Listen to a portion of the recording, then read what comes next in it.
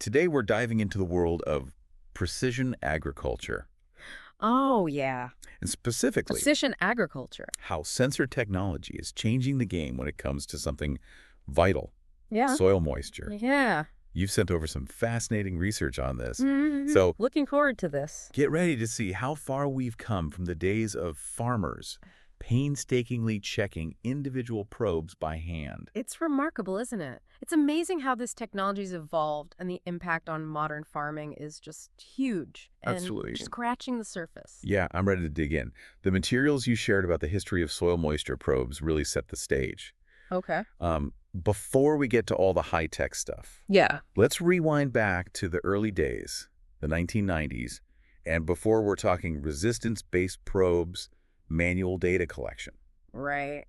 It sounds almost archaic. It's true. Those early methods, Right. they seem almost charmingly old-fashioned now. Can you imagine, like, trekking out to the field notebook in hand just to take readings from each probe? Yeah, it sounds incredibly tedious. Oh, yeah. Like trying to water a football field with a teaspoon. That's a good one. What kind of impact did these early probes have, even with those limitations? Yeah, it might sound surprising, but even these rudimentary tools were a revelation for a lot of farmers. Really? For the first time, they weren't just relying on intuition or generations-old practices. They could actually see how irrigation was affecting different parts of their fields, Wow. measure moisture levels at various depths.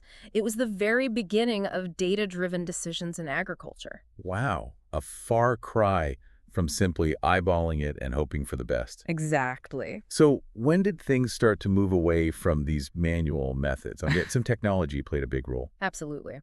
The late 1990s and early 2000s saw the rise of dielectric sensors, which were a major leap forward in terms of accuracy. Okay. And as you highlighted in your notes, this period brought about another game changer, Oh. data loggers. Data loggers. Yeah. No more pen and paper. Yeah, think about that. That must feel like a godsend for farmers. Exactly. Instead of manually recording every single reading, Right. these data loggers with their built-in memory could automatically store measurements at set intervals. Oh, wow. Farmers still had to retrieve the data physically, Okay. but it was a huge step up in efficiency. And this all fed into the growing movement of precision farming, right? Yeah, I'm seeing a pattern here. Better data leads to better decisions. precisely. By the mid-2000s, we see even more sophisticated systems emerging. Oh, yeah. Sensors that could measure moisture at multiple depths, Oh, wow. giving a much more complete picture of the soil profile. Right. They even started incorporating data on temperature and salinity, Wow. providing a more holistic understanding of the field's conditions. It's like going from a blurry photo to a high-definition video. I like that. All thanks to these advancements in sensor technology. Yeah. What happened next?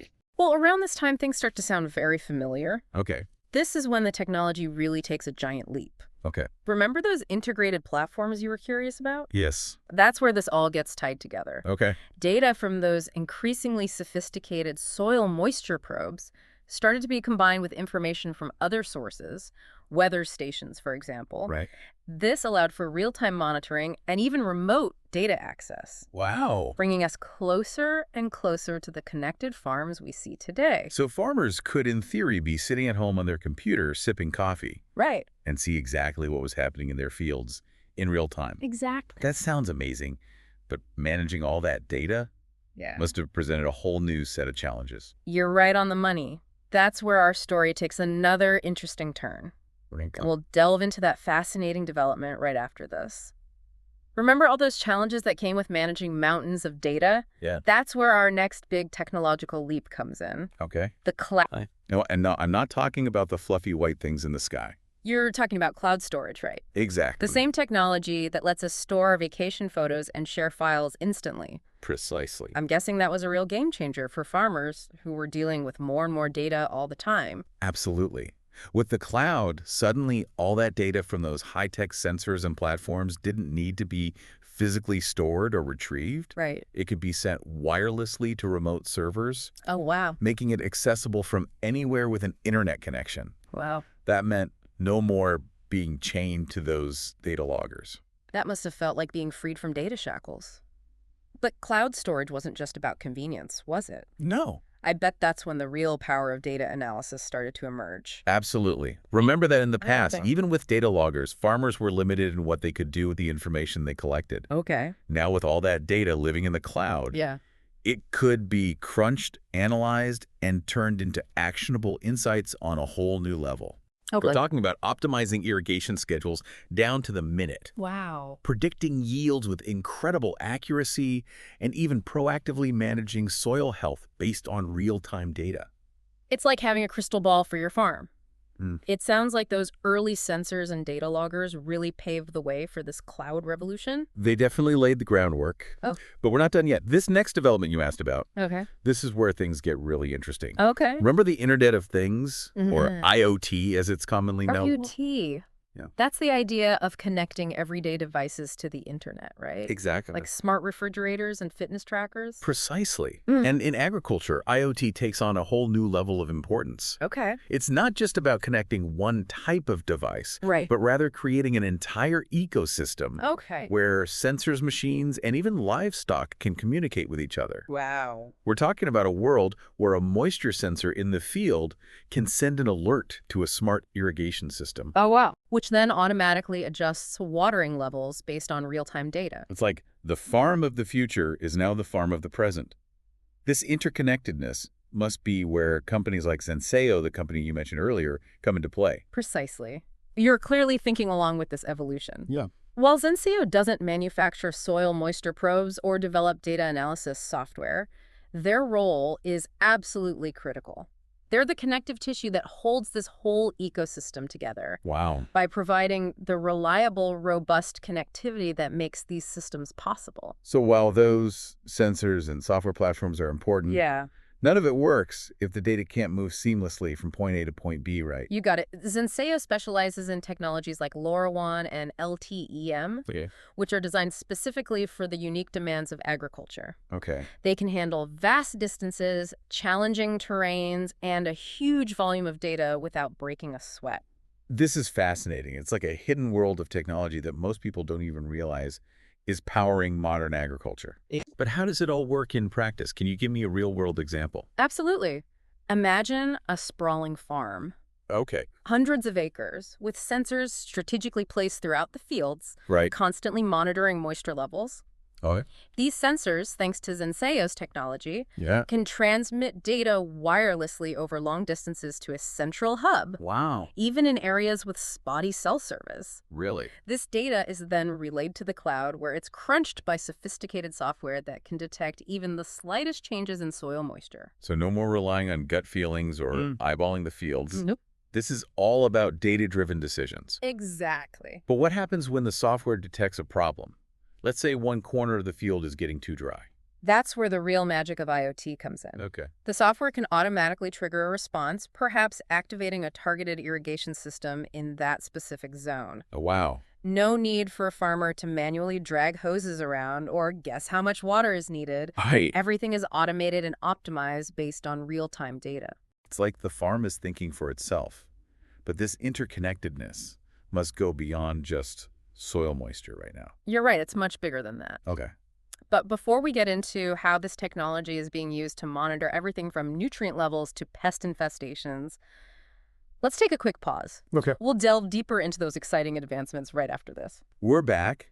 And before the break, we were talking about how companies like Zenseio are ensuring that even in the most remote fields, data can flow seamlessly, making this whole smart agriculture revolution possible. Exactly. You were about to explain how this interconnectedness goes beyond just soil moisture. Yeah, you're right. It's much bigger than that. Okay.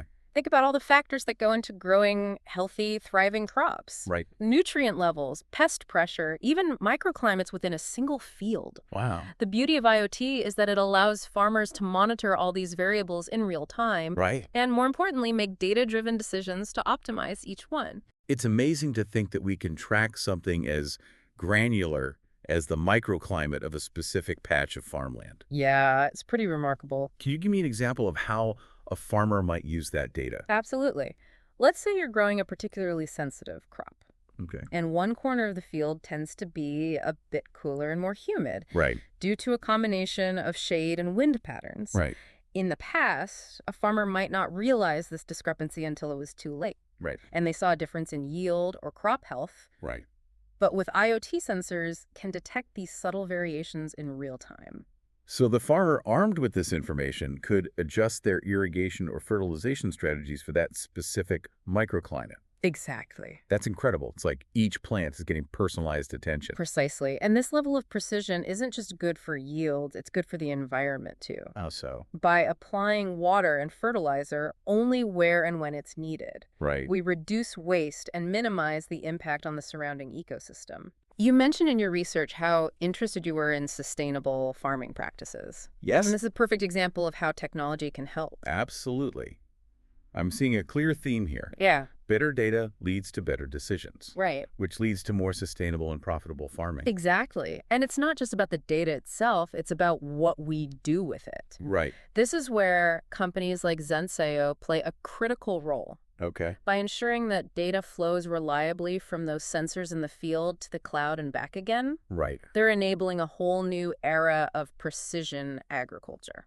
It sounds like Zenseio is really focused on being a behind-the-scenes enabler, Yeah, ensuring that all the amazing advancements in sensor technology and data analytics can actually be deployed in the real world on farms of all shapes and sizes. yeah, exactly. We've covered a lot of ground in this deep dive, Yeah. from those early, almost archaic moisture probes to the mind-blowing possibilities of IoT and data-driven agriculture. It's amazing, isn't it? As we wrap things up, what's the one big takeaway you hope listeners will remember? For me, it's the realization that we're on the cusp of a true agricultural revolution. Wow. Powered by data and driven by the need for more sustainable, efficient, and resilient food production. And companies like Zenseio, with their focus on connectivity, are playing a vital role in making that vision a reality. Absolutely. It's inspiring to think that the future of farming is being shaped right now in labs and research fields and, yes, even in the cloud. It's an exciting time. It is. And for our listeners, the next time you bite into a juicy strawberry or savor a fresh salad, Oh, yeah. take a moment to appreciate the incredible technology that helped bring that food to your plate. I like it. It's a fascinating world out there. We're just starting to explore its potential. We are. Until next time, keep those minds curious.